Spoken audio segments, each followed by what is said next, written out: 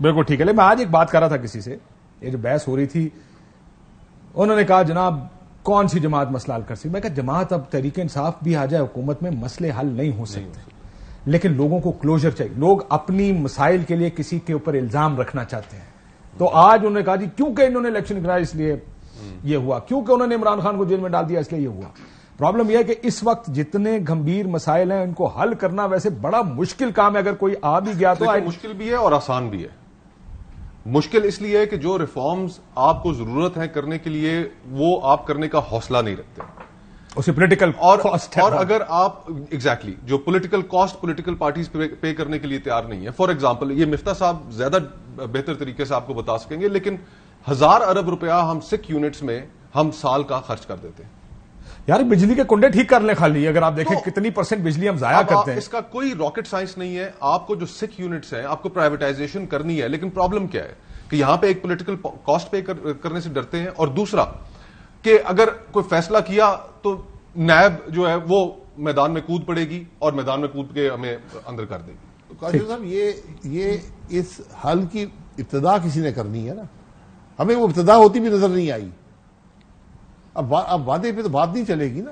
ہر ایک اقتدار میں رہا ہے کیا ابتدا کی ہے, ان معاملات کو حل کرنے کی ابتدا کی ہے. وہ ابھی میں آج ہی مریم نواز صاحبہ کا بیان سن رہا تھا, میاں صاحب آئیں گے سب ٹھیک ہو جائے گا.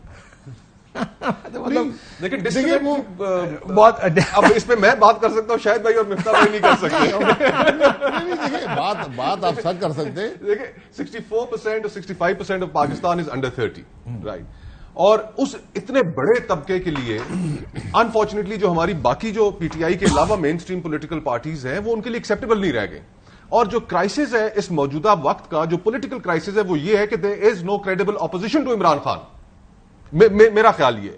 اور جس وہی تو اپوزیشن ہے, تو اب اصل مطلب ایک ہی اپوزیشن ہے نا, اور وہ کریڈیبل بھی ہے, وہ جیل میں ہے. تو اب جو باقی پولیٹیکل پارٹیز ہیں ان کا اتنا ڈسکنیکٹ ہو گیا لوگوں کے ساتھ, جو ہمارا جو سب سے بڑا نوجوان طبقہ ہے وہ انہیں قبول کرنے کے لیے تیار نہیں, اور پھر پرفارمنس نہیں. اور جب پرفارمنس کے پیمانے کے اوپر آپ دیکھیں تو اس میں پی ٹی آئی اور آپ کو کسی جماعت میں, پی ایم ایل این میں, پیپلز پارٹی میں, جے یو آئی میں کوئی فرق نہیں نظر آتا. P T I also field اسپیکٹیکولرلی.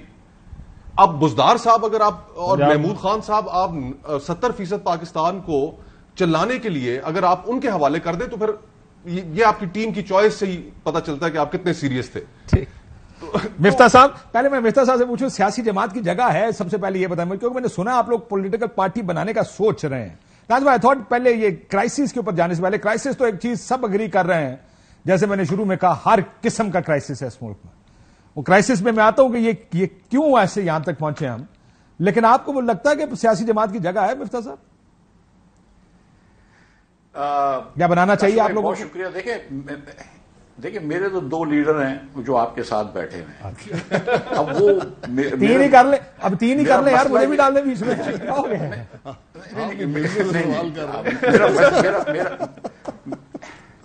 میرا مسئلہ یہ ہے کہ امام مجھے کھینچے ہے تو امام مجھے روکے ہے تو کھینچے ہے مجھے کفر, کعبہ میرے پیچھے ہے, کلیسا میرے آگے. تو اب یہ دونوں ڈیسائیڈ کر لیں کہ کیا کرنا ہے. تو میں تو جو شاہد بھائی کرتے ہیں وہی اسی پہ ساتھ ہے. لیکن سچی بات یہ to be very honest with you. So پہلی چیز کا تو فیصلہ ہو گیا, ایک سیکنڈ پہلی چیز کا فیصلہ ہوگا کہ آپ کے لیڈر میاں صاحب, میاں نواز شریف, شہباز شریف نہیں, آپ کے لیڈر شاہد خاقان عباسی اور مصطفیٰ نواز. کوئی لیڈرشپ کا دعویٰ نہیں ہے. ٹھیک ہے. اچھا میری گزارش یہ ہے دیکھیں کہ پارٹی کی جگہ, اب پارٹیاں یہاں پہ 168 ہیں جو شاہد بھائی نے کہی. مقصد یہ ہے کہ پارٹی بنا کے کرنا کیا ہے آپ نے. اگر آپ نے پارٹی بنا کے اپنے آپ کی سیوا کرنی ہے, اپنی اشرافیہ کی سیوا کرنی ہے, تو اس کے لیے تو 168 پارٹیاں ہیں. لیکن کیا اس کسی پارٹی میں ایسی کمپیٹنس ہے, کیا وہ سوچ سکتے ہیں کہ پاکستان میں مسئلہ کیا ہے؟ کیا یہ ان کو پتا ہے کہ 60% جو کنزیومر ہے وہ آپ کے 200 یونٹ سے کم بجلی لیتے ہیں؟ کیا آپ کو پتا ہے کہ پاکستان میں 80% لوگ جو ہیں ان کی 50,000 روپے سے کم خاندانی تنخواہ ہے؟ اس غریب ملک کے اندر آپ نے غریب بچے کو پڑھایا ہے, غریب بچے کو 76 سال میں آپ نے جہالت سے آزاد کیا ہے. کیا اس غریب بچے کو آپ نے پاکستان کے اندر میتھ یا سائنس میں پاس کیا ہے؟ کیا غریب عورتوں کو آپ نے آئرن کے انجیکشنز دیے تاکہ اس کے بچہ جو ہے وہ صحیح وزن پہ پیدا ہو؟ اس ملک کے اندر ہم نے صرف اشرافیہ کی سیاست کری ہے. اور یہ بات جو کرنا کہ اسٹیبلشمنٹ کی سیاست یا پرو اسٹیبلشمنٹ یا اینٹی اسٹیبلشمنٹ, یہ بات تو بیکار ہے. بات ہونی چاہیے کہ پرو پیپل سیاست کریں. تو یہ تو کوئی کر نہیں رہا. جو فنڈامنٹل ریفارمز اس ملک کو ضرورت ہے. 20 سال سے آپ بجلی کا ہر سال کا سرکولر ڈیٹ بڑھاتے ہیں, کیوں نہیں کر سکے آپ 20 سال میں سرکولر ڈیٹ کم؟ 20 سال سے آپ کو پتا ہے کہ آپ کی ڈسٹریبیوشن کمپنیز نقصان کرتی ہیں, آپ ایک کی نشکاری کیوں نہیں کر سکتے؟ لیکن وہ آپ ہی نے ایئر لائن نقصان کرتی ہے, صاحب آپ ہی نے 12 روپے یونٹ کر لی تھی نا بجلی. آپ آئے بھی, میں اب بھی سمجھتا ہوں جی, میں اب بھی آپ کو سمجھتا ہوں, اور یہ شاید بھائی پتا ہے جو گواہ ہیں اس بات کے, کہ میں کہہ رہا تھا گیس مہنگی کر دو, ہر پاکستان کی جگہ پہ سندھ بلوچستان ہر جگہ مہنگی کر دو بشمول میری فیکٹریوں کے. لیکن آپ پہلے ایک طرف گیس مہنگی کریں گے, اس کے بعد آپ بجلی کے یونٹ زیادہ دیں گے, لیکن کوئی پالیسی کرنے کے لیے تیار ہی نہیں ہے. ہر وقت آپ ہر چیز سے گھبرا جاتے ہیں. تو جب تک کہ آپ بنیادی فیصلے نہیں لیں گے, دیکھیں ریفارم یہ نہیں ہے کہ آپ نے بجلی مہنگی کر دی, ریفارم یہ ہے کہ آپ بجلی کی کمپنیوں کی نچکاری کریں تاکہ لائن لاسز کم ہو.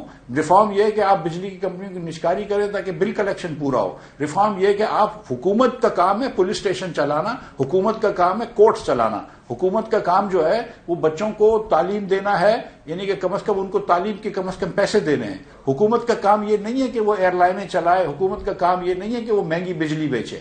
تو یہاں پہ پاکستان میں خان صاحب کرپشن کی بات کرتے تھے, اور وہ بات ٹھیک ہے, بالکل کرپشن نہیں ہونی چاہیے, لیکن کمپیٹنس بھی ہونی چاہیے. اگر آپ کے پاس کمپیٹنس بھی نہیں ہے اور کرپشن سے پاک بھی نہیں ہے تو وہ پھر لوگ کیا کر سکیں گے؟ جو مصطفیٰ بھائی نے بات کری, مصطفیٰ بھائی کی بات میں تھوڑا سا اس پہ وہ کروں گا کہ وہ خالی بزدار صاحب کو نہیں چھوڑ دیا تھا انہوں نے, ان کے ساتھ فراگوگی بھی لگی ہوئی تھی.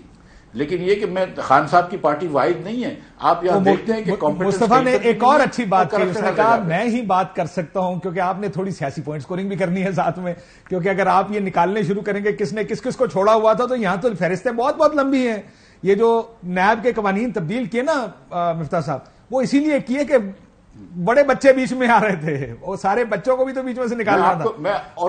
آپ بچے بھول جاتے ہیں, جو کہ سب غلط ہے, یہ کسی کو بھی نہیں مارکیٹ میں ہونا چاہیے.